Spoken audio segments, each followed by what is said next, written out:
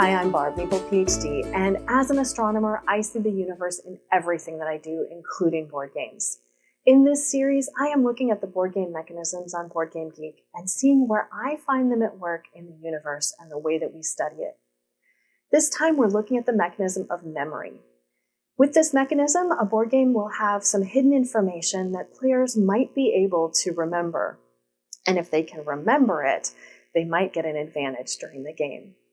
So one game where memory comes into play is Paleo. In this game, players are looking at the back of their deck of cards. They can pull up 3 cards at a time each round and decide which one they want to interact with. But the only information they have is the back of the card.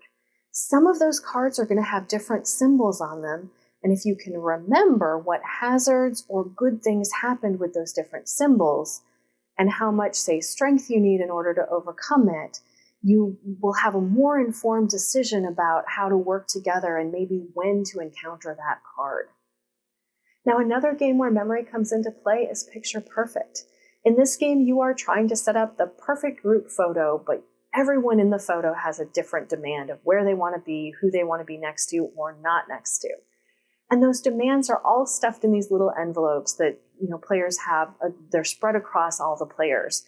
And so throughout the game, you'll get to see some of these, but then you will pass those envelopes along and you will no longer have them in your possession. So you need to kind of remember them in order to get the best picture that you can by the end of the round of the game.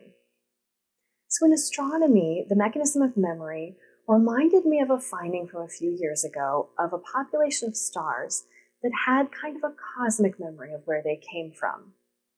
So astronomers found this population of stars in our Milky Way that moved in such a way that it wasn't consistent with stars that had been formed in the Milky Way. And what they were able to do was to trace these back and determine that they all had come from the same galaxy, now called Gaia Enceladus, that had collided with the Milky Way about 10 billion years ago. And even throughout that collision, and as they became part of the Milky Way, they retained some memory of where they came from.